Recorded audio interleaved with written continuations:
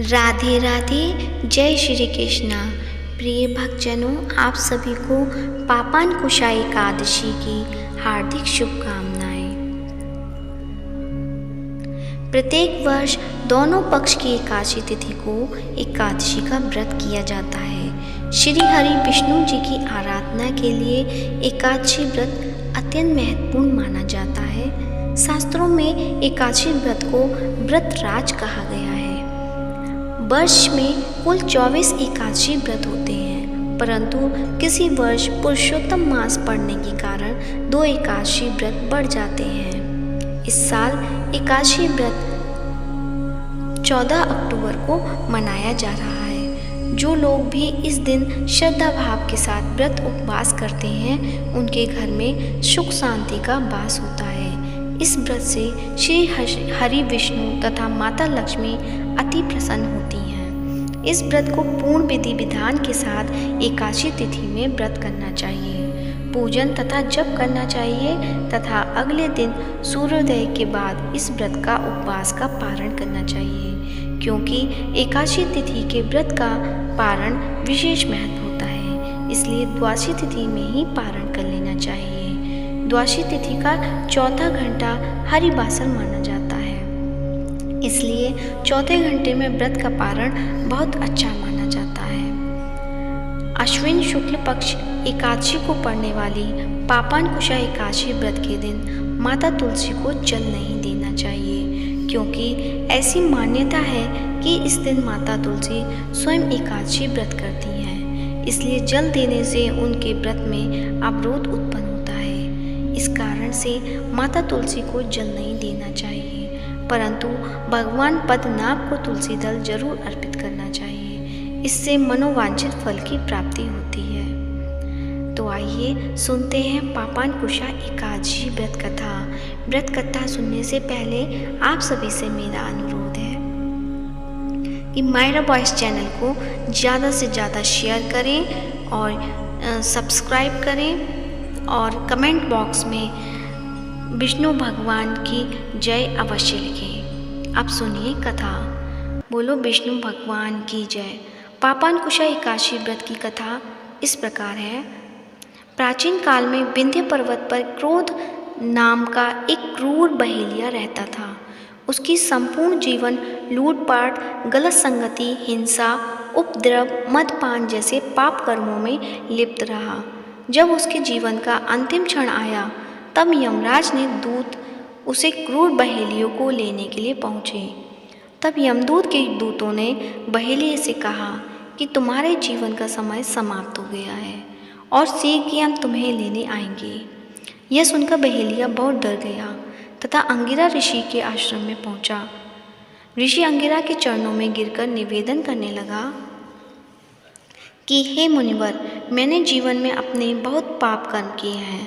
कृपया कोई मुझे ऐसा विधि विधान, उपाय, व्रत, पूजा पाठ बताएं जिससे मेरे जीवन के सभी पाप कर्म समाप्त हो जाएं, अथवा भगवान विष्णु का आशीर्वाद प्राप्त हो, अर्थात मोक्ष की प्राप्ति हो जाए। तब ऋषि अंगिरा ने उसे अश्विन मास की शुक्ल पक्ष की एकादशी तिथि का पूर्ण विधि विधान के साथ व्रत करने के लिए कहा। इस व्रत को पूर्ण विधि विधान के साथ करने बहेलिया ने किया, जिसके परिणाम स्वरूप उसके सभी प्रकार के पाप कर्म फलन समाप्त हो गए और तथा उसे श्री हरि विष्णु का परम आशीर्वाद प्राप्त हुआ। बोलो विष्णु भगवान की जय। एक बार एक राज्य में एक राजा रहा करता था। राजा बहुत ही बुद्धिमान और बलशाली था। राजा सदैव अपनी प्रजा का बहुत अच्छे से ध्यान रखता था। प्रजा भी अपने राजा को बहुत पसंद करती थी। राजा की 2 बेटियां थीं। राजा अपनी दोनों बेटियों से बहुत प्रेम करता था। राजा की छोटी बेटी देखने में बहुत सुंदर और आकर्षक थी और राजा की बड़ी बेटी छोटी बेटी के मुकाबले थोड़ा कम सुंदर थी।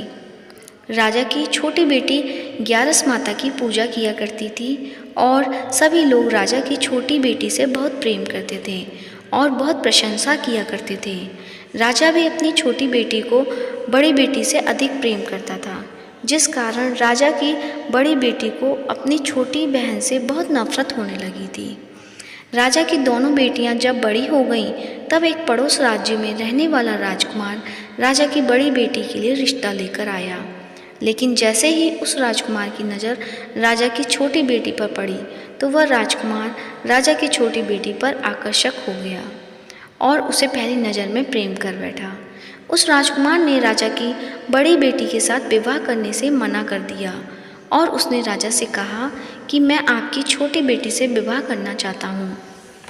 जिसके बाद राजा की बड़ी बेटी यह देखकर अपनी छोटी बहन से बहुत क्रोधित हो गई और राजा की बड़ी बेटी ने अपनी छोटी बहन को अपना सबसे बड़ा दुश्मन मान लिया। राजा की बड़ी बेटी ने अपनी छोटी बहन से बदला लेने का निर्णय किया, जिसके लिए उसने अपनी छोटी बहन को जान से मारने का प्लान बनाया। राजा की बड़ी बेटी ने अपनी छोटी बहन को मारने के लिए सबसे पहले एक लड्डू में जहर मिलाया, अपनी छोटी बहन को दे दिया और उसको लड्डू खाने के लिए कहा। लेकिन लड्डू खाने के बाद भी छोटी बहन को कुछ नहीं हुआ। बड़ी बहन यह देखकर बहुत आश्चर्यचकित हो गई, लेकिन बड़ी बहन ने हार नहीं मानी और उसने जब रात में छोटी बहन अपने कमरे में सो रही थी, तब एक मटके में सांप रखकर उसे कमरे में छोड़ दिया। लेकिन सांप भी छोटी बहन का कुछ नहीं कर पाया। जिसके बाद बड़ी बहन ने अपनी छोटी बहन से कहा कि चलो हम लोग कुएं में से पानी भर कर लाते हैं। जिसके लिए वह अपनी छोटी बहन को पानी भरने के बहाने कुएं के पास ले गई और उसने अपनी छोटी बहन को कुएं में धक्का दे दिया। लेकिन छोटी बहन तो तब भी कुछ नहीं हुआ, क्योंकि हर बार ग्यास माता उसकी रक्षा करती थी और उधर बड़ी बहन अपने सारे प्रयासों के बाद असफल हो रही थी, जिससे वह बहुत क्रोधित होती जा रही थी। फिर उसने अपनी छोटी बहन के पास जाकर उससे खुद ही पूछा कि मेरी छोटी बहन, तुमको पता है भगवान ने सबकी मृत्यु एक निश्चित समय पर लिखी हुई है, और कैसे तुम्हारी मृत्यु होगी क्या यह तुम जानती हो? तब छोटी बहन ने अपनी बड़ी बहन को बताया कि हाँ, मैं तो जानती हूँ कि मेरी मृत्यु कैसे होगी। छोटी बहन से यह सुनकर बड़ी बहन मन ही मन बहुत प्रसन्न होने लगी और उसने अपनी छोटी बहन से कहा कि तो मुझे अपनी मृत्यु का राज बताओ। छोटी बहन ने अपनी बड़ी बहन से कहा कि मेरी मृत्यु तो एक तोते में है, जो तोते के गले में एक हार है, उससे मेरी मृत्यु होगी। जब तक कोई भी व्यक्ति तोते को मारकर वह हार अपने गले में पहनेगा तो मैं मूर्छित हो जाऊंगी, और जैसे ही उस हार को अपने गले से उतारेगा तो मैं वापस जीवित हो जाऊंगी। अपनी छोटी बहन की मृत्यु का राज जानकर बड़ी बहन बहुत खुश हुई और उसने अपनी छोटी बहन को मारने के लिए उसके पालतू तोते को ढूंढना शुरू कर दिया। और छोटी बहन को इस बात का आभास हो गया था कि कोई उसकी जान लेना चाहता है, जिसके लिए वह अपने पिता के पास गई और उसने अपने पिताजी से कहा कि पिताजी, मेरी मृत्यु के बाद आप मुझे जलाइएगा मत, बल्कि आप मुझे अपनी पुरानी वाली हवेली में एक पलंग में लिटाकर छोड़ दीजिएगा। अपनी छोटी लड़की की यह बात सुनकर राजा बहुत आश्चर्यचकित हुए। राजा ने अपनी छोटी बेटी से पूछा, बेटी तुम यह क्या कह रही हो? तब राजा की छोटी बेटी ने बताया, पिताजी, समय किसी के लिए नहीं रुका है, कब क्या हो जाए किसी को कुछ पता नहीं है। और फिर क्या राजा ने अपनी छोटी बेटी से कहा, तुम ऐसी बातें क्यों कर रही हो? 2-3 दिन में तो तुम्हारा विवाह है। लेकिन छोटी बेटी ने अपने पिताजी को ऐसा करने पर मजबूर कर दिया और उनसे वचन ले लिया। राजा ने भी अपनी छोटी बेटी की बात स्वीकार कर ली और 2-3 दिन बाद जब शादी का समय आया, तब राजकुमार बारात लेकर राजा के घर आया और राजकुमार और राजा की छोटी बेटी का विवाह शुरू हो गया। जैसे ही राजा की छोटी बेटी राजकुमार के साथ फेरे लेना शुरू करती है, तो उसकी बड़ी बहन अपनी छोटी बहन के कमरे में जाकर उसके तोते को पकड़कर लेती है और उसको जान से मार देती है। तोते के गले में जो हार था उसको अपने गले में धारण कर लेती है। जैसे ही बड़ी बहन उस हार को अपने गले में धारण करती है, तो उधर छोटी बहन 3.5 ही फेरे ले पाती है और वहीं पर बेहोश होकर गिर जाती है। जिसके बाद राजा ने बड़े बड़े दर्द हकीमों को बुलवाया और अपनी छोटी बेटी का इलाज करने के लिए कहा। राजा की बात सुनकर वैद्य ने छोटी बेटी को जब चेक किया तो राजा को बताया कि छोटी बेटी ना तो जीवित है और ना ही मरी हुई है। यह मैं ऐसा पहली बार देख रहा हूँ। राजा ने वैद्य और हकीम को यह बात बाहर बताने से मना कर दिया और उनको कहा कि अगर तुमने यह बात किसी को बाहर बताई तो हम तुम्हें फांसी दे देंगे। राजा ने अपनी छोटी बेटी को पुराने महल में ले जाकर एक पलंग में लिटा दिया और वहाँ पर कुछ सैनिक को तैनात कर दिया। वापस अपने महल पर आ गया। राजा की बड़ी बेटी अपने पिताजी के पास आई और कहने लगी, पिताजी, अगर शादी संपन्न नहीं हुई तो आपकी इज्जत का क्या होगा? आप कहें तो मैं आपकी इज्जत बचाने के लिए राजकुमार से शादी करने के लिए तैयार हूँ। जिसके बाद राजा ने अपनी बड़ी बेटी की बात मान ली और राजा ने बड़ी बेटी को छोटी बेटी के कपड़े पहनाकर मंडप पर भेज दिया। लेकिन राजकुमार यह जान गया कि यह राजा की छोटी बेटी नहीं है, बल्कि यह राजा की बड़ी बेटी है। लेकिन जब राजकुमार ने शादी करने से मना किया तो सभी लोगों ने राजकुमार को विवश करके राजा की बड़ी बेटी से बचे हुए फेरों को संपन्न करा दिया और विवाह करवा दिया। जिसके बाद राजकुमार राजा की बड़ी बेटी को अपने महल ले गया।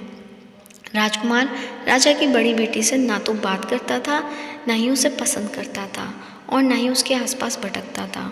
और राजकुमार ने यह फैसला कर लिया था कि वह अपनी प्रेमिका को ढूंढ कर रहेगा और जान कर रहेगा कि उसके साथ क्या हुआ। एक दिन राजकुमार अपने घोड़े पर सवार होकर राजा के पुराने महल में पहुंच गया, जहां पर उसने कुछ सैनिकों को तैनात देखा। राजकुमार जब महल को ध्यान से देखा तो वो समझ गया कि यह तो हमारे ससुर जी का महल है। तब राजकुमार ने सैनिकों से पूछा, तुम लोग यहाँ क्या कर रहे हो और इस महल के अंदर उस पलंग में कौन लेटा है? जिसके बाद सैनिकों ने बताया कि यहाँ पर राजा की छोटी बेटी लेटी है।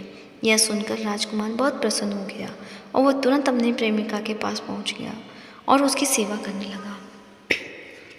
जैसे ही रात हुई तो राजा की छोटी बेटी उठकर खड़ी हो गई। राजकुमार यह देखकर बहुत खुश हो गया और उसने अपनी प्रेमिका से पूछा कि तुम यहाँ क्या कर रही हो? तुम मेरे साथ मेरे घर चलो। राजा की छोटी बेटी ने राजकुमार को सारी बातें बता दी कि मेरी जान एक तोते में बसी थी और मैंने यह बात सिर्फ अपनी बड़ी बहन को बताई थी और मुझे पता है कि उसने ही मुझे मारने का प्रयास किया है। उसके बाद एक हार है जिसको वह सुबह पहन लेती है और रात को उतार देती है।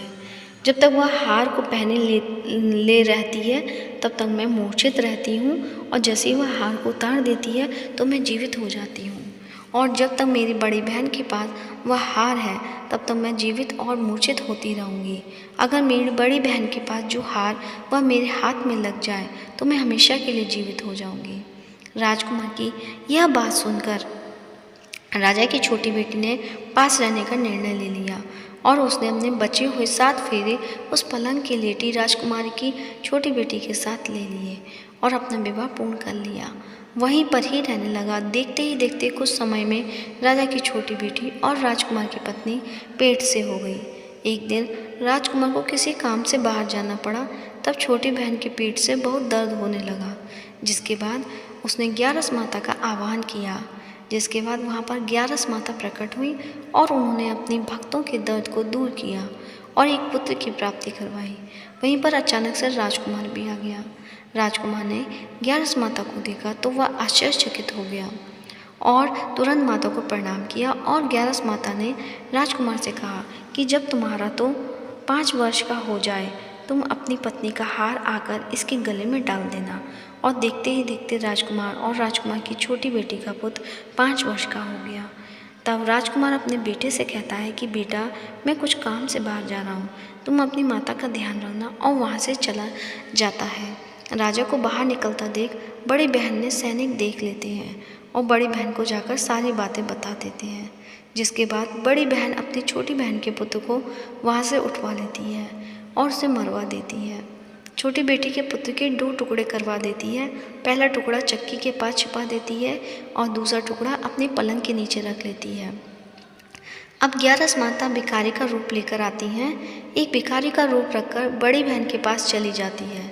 जिसके बाद वहाँ पर भिक्षा मांगने लगती है। बड़ी बहन अपने नौकरों से कहती है कि जाकर भिक्षा दे दो, लेकिन जैसे ही नौकर 11 माता को भिक्षा देने के लिए आते हैं तो माता उन्हें मना कर देती है और कहती है कि मैं तुम्हारी महारानी से ही भिक्षा लूँगी। जिसके बाद बड़ी बहन स्वयं ही भिक्षा देने के लिए माता के पास आती है। तब माता एक बिल्ली का रूप लेकर उसके कमरे में चली जाती है और वहाँ एक छोटी बेटी के पुत्र के कोई दो टुकड़ों को आपस में जोड़ देती है और उसे जीवित कर देती है और वहाँ से चली जाती है। राजकुमार अपने बेटे को लेकर अपनी पत्नी के पास जाता है और उसे कहता है कि तुम इसका ध्यान रखना, अगर तुम इस बच्चे का अच्छे से ध्यान रखोगी तो मैं तुमसे बात करूँगा। एक दिन राजकुमार अपने बच्चे से कहता है कि तुम मम्मी से उसके गले का हार मांग लो। जिसके बाद राजकुमार का लड़का अपनी मम्मी से के पास जाता है और कहता है, माँ मुझे तुम्हारा हार चाहिए जो तुमने गले में पहन रखा है। यह सुनकर पहले तो बड़ी बहन बहुत क्रोधित होती है, पर उसको याद आता है कि राजकुमार ने कहा था कि अगर मैं इस बच्चे का ध्यान अच्छे से रखूँगी तो मुझसे बात करेंगे, जिसके कारण वह हार को उस बच्चे को दे देती है और वह तुरंत हार को ले जाकर अपने पिताजी को दे देता है और तभी राजकुमार अपने बेटे को लेकर वहाँ से जाने लगता है और अपनी पत्नी से कहता है कि तुम हमारे लिए खाना बना कर रखना, मैं शाम को आकर तुम्हारे साथ खाऊंगा। और वह अपने बेटे को लेकर वहाँ से चला जाता है। जिसके बाद वह राजा के पास जाता है और उससे सारी बात बता देता है। राजा अपनी बड़ी बेटी की यह करतूत सुनकर बहुत क्रोधित होता है और अपनी परवरिश पर ही दोष देने लगता है और राजकुमार को अपनी छोटी बेटी के साथ रहने के लिए आदेश देता है। तो ये थी 11 माता की कथा। बोलो विष्णु भगवान की जय, 11 माता की जय।